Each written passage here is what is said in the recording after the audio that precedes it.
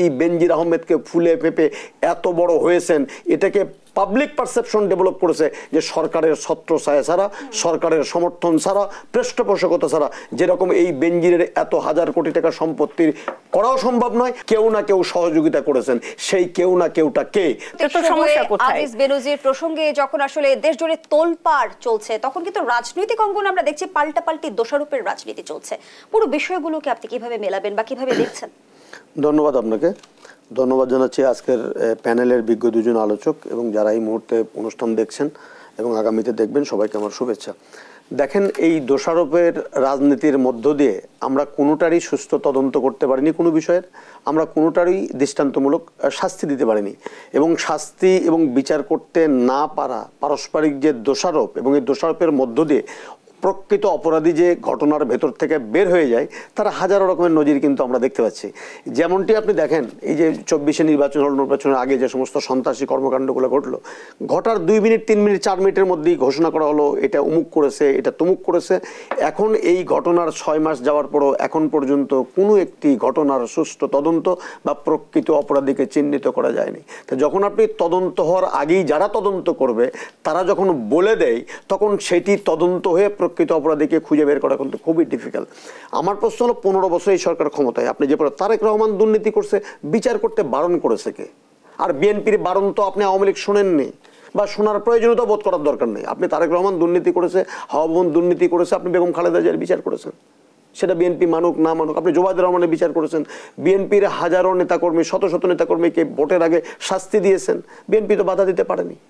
তাহলে তারেক রহমানের বিচার না করে এই যে রেটরিক কথাগুলো বলা, এগুলো বোধহয় বলার দিন আর এখন নেই। কারণ আপনি প্রমাণ করেন, বিচার করেন। প্রশ্নটি হলো যে আজিজ সাহেব বা আপনি আমাদের কি বলে যে বেনজির আহমেদের এই টাকা চুরি বা এই টাকা সম্পদ, এগুলোকে গুরুত্বপূর্ণ না দেখে সরকার আজকে এখান থেকে পরিত্রাণ পাওয়ার জন্য বা মানুষের যেটা পারসেপশন তৈরি হয়েছে যে বেনজির আহমেদ এবং আজিজ সাহেবরা আওয়ামী লীগের সৃষ্টি বা সরকারের সৃষ্টি, সরকার এটাকে অস্বীকার করছে।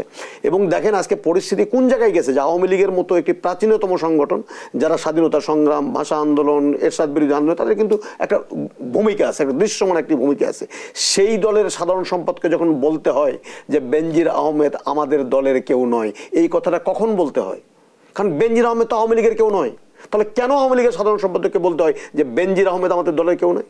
তার মানে হলো যে এই বেনজির আহমেদকে ফুলে ফেঁপে এত বড় হয়েছেন, এটাকে পাবলিক পারসেপশন ডেভেলপ করেছে যে সরকারের ছত্রছায়া ছাড়া, সরকারের সমর্থন ছাড়া, পৃষ্ঠপোষকতা ছাড়া যেরকম এই বেনজিরের এত হাজার কোটি টাকা সম্পত্তির করাও সম্ভব নয়। আবার সরকারের মানে কি বলবো, যে একেবারেই কেউ জানে না, আমার জর্জ ভাই বললেন, তো শ্রদ্ধা রেখে বলি, কেউ জানলো না বাংলাদেশে বোধহয় এরকম ভঙ্গুর আইন শৃঙ্খলা পরিস্থিতি, ভঙ্গুর প্রশাসনিক ব্যবস্থায় এখনো বোধহয় হয়েছে। এটা অন্তত উনি মানবেন না, আমিও মানতে চাই না একজন শিক্ষক হিসেবে। তার মানে কেউ না কেউ জানতেন, কেউ না কেউ সহযোগিতা করেছেন, সেই কেউ না কেউটা কে?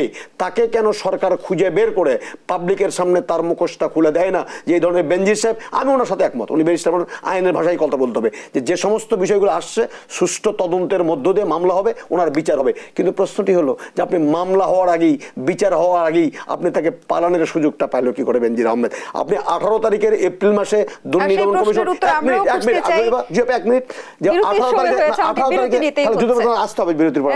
ডক্টর মোহাম্মদ হাসান আতারি, যে আলোচনায় আমরা ছিলাম, দেখেন আপু, যেটা আমি বলতেছিলাম আর কি, দেখেন দুদক ঘোষণা দিল 18 তারিখে যে তারা তদন্ত করবে। 4 তারিখের মধ্যে 30টা এফডিআর ভাঙানো হলো, 30 লক্ষ টাকা নিয়ে গেল, ব্যাংক থেকে টাকা তুললে। এগুলো দুদকের স্টেটমেন্ট। আমরা তো মানুষ হিসাবে, আমরা তো নাগরিক হিসাবে দুদকের কথা বিশ্বাস করতে চাই এবং সেগুলোকে ফ্রিজ করা হয়েছে। 30টি ব্যাংক থেকে টাকা উঠানো হলো, ভাটারাতে একটা 7তলা ফ্ল্যাট বিক্রি করে দিল। তারপরে আপনি এই যে 30টা ব্যাংক অ্যাকাউন্ট থেকে টাকা তুলে নিয়ে গেল এবং তারা সঠিক পাসপোর্ট না ভুয়া পাসপোর্ট ব্যবহার করলো। এটা তো কোন হিসাবে আপনি নেবেন যে একজন একটা বাহিনীর প্রধান, তিনি বেসরকারি চাকরি করেন, এই স্টেটমেন্ট দিয়ে উনি আইনে বলবেন, যখন স্টেটমেন্ট দিয়ে স্বাক্ষর করে তখন বলতে হয় যে আমি যে স্টেটমেন্ট দিয়েছি এটা সত্য, সত্য না হলে দায় দায়িত্ব সব আমি নেব। তো এই স্টেটমেন্ট দেওয়ার পরে উনি যখন এই পাসপোর্ট করেন যে বেসরকারি চাকরিজীবী হিসেবে, তার চেয়ে বড় ক্রাইম কি আর কিছু হতে পারে? সরকার কি এগুলো খোঁজ রাখতো না? চলে গেল। 2 নম্বর দেখেন নিপুণ আপনি একটা কথা বলছেন যে উনি বলছিলেন যে আপনি সেটা আর্গুমেন্ট দিচ্ছিলেন যে বিচার হবে না, উনি বলছেন বিচার হবে না।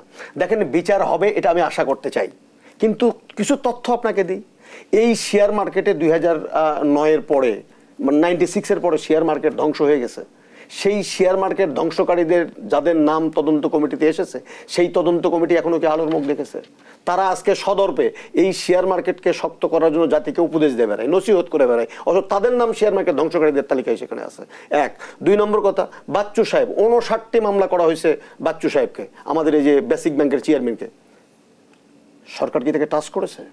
তাহলে সরকারের চেয়েও কি বেশি শক্তিশালী যে 4000 কোটি টাকা বেসিক ব্যাংক থেকে লোপাট করে ধ্বংস করে দেওয়া হলো একটা ব্যাংকের, সরকারি ব্যাংকে? তাহলে এটি, তারপরে 263টি বাড়ি খুঁজে পাওয়া গেল একটা মন্ত্রীর। সরকার কি জিজ্ঞেস করেছে তাকে যে আপনার এই বাড়ির টাকার উৎসটা আপনার কি?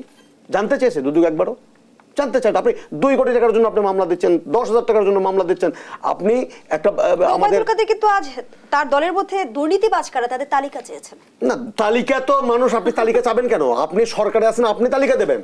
আপনি তালিকা কার কাছে যাবেন? আপনি 15 বছর ক্ষমতায়, আপনি সরকারি দলের, আপনি সিনিয়র একজন নেতা, আপনি তালিকা পার্লামেন্টে দেবেন কারা এই 1,82,000 কোটি টাকা বদ ঋণে বা খেলাফি ঋণে পরিবর্তন বাংলাদেশের ইতিহাসে?